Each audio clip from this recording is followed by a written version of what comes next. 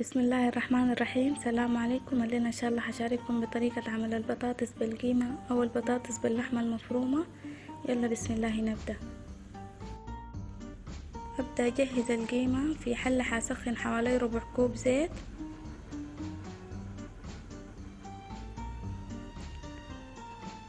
وأشوح فيه عود قرفة وقرن شطة خضراء بيدي نكهة جميلة جدا للقيمة.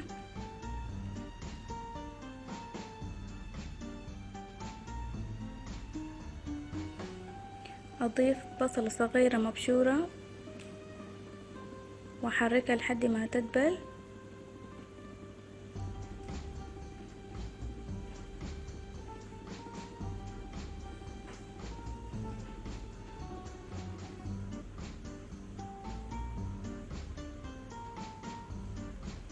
أضيف اللحمة المفرومة وأقلبها مع البصل.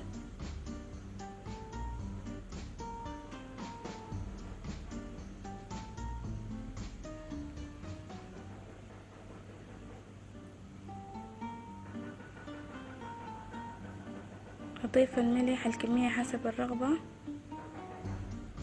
وكزبرة مسحونة. في ناس بيحبوا يضيفوا الكباب الصيني برضو بيدي نكهة جميلة.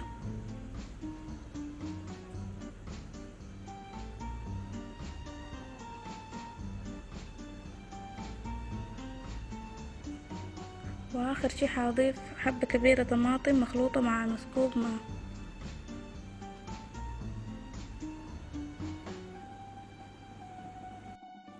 اخفض النار واغطي الحلة لحد ما تستوي اللحمة. انا هنا عملت جزرتين مع البطاطس لطعم ألذ.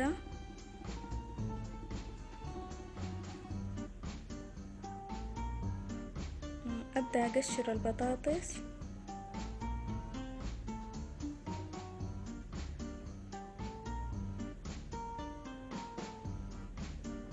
وضعها في ماء مملح عشان ما تسود. بالطريقة دي لحد ما انتهي من تقشير كل كمية البطاطس.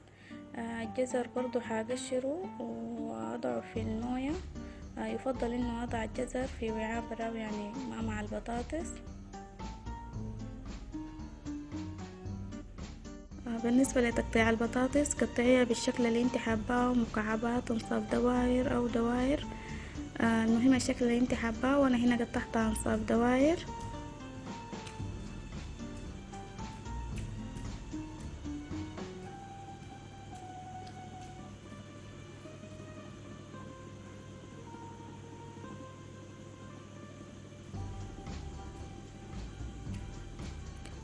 كذلك الجزر برضو قطعته انصاف دوائر.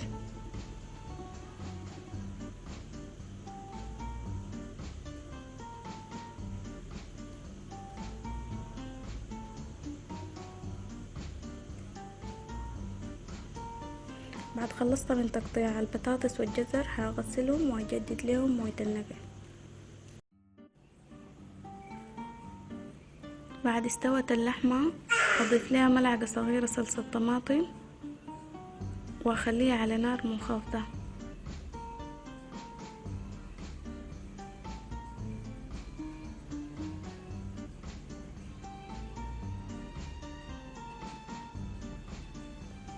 في طاوة حسخن كمية من الزيت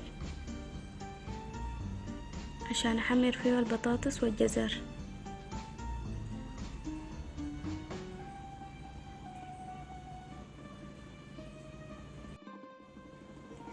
بعد يسخن الزيت اضيف البطاطس بحذر شديد.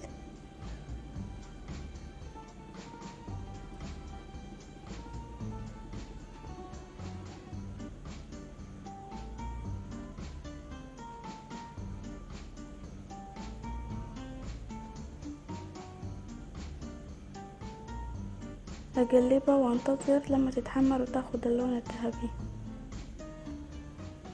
للقيمة هضيف الثوم والفلفل الاسود واخليها برضو على نار منخفضة.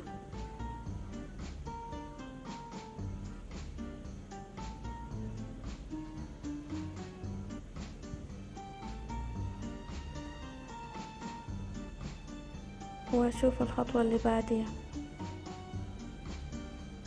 بعد خلصت من تحمير كمية البطاطس هحمر الجزر.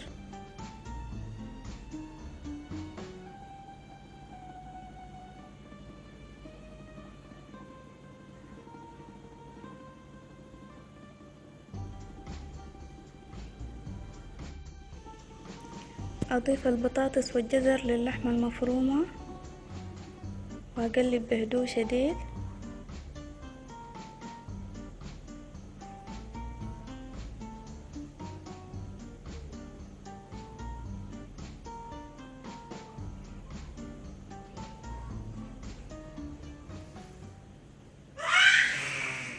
انتظر 3 دقايق لحد ما يتشرب البطاطس والجزر نكهة اللحمة، واقفل من عليها النار. وبس ده شكل النهائي. بالعافية علي وعليكم، وان شاء الله تجربوها وتعجبكم. الملاحظات والمقادير تلقوها مكتوبة في الديسكريبشن بوكس اسفل الفيديو. في امان الله.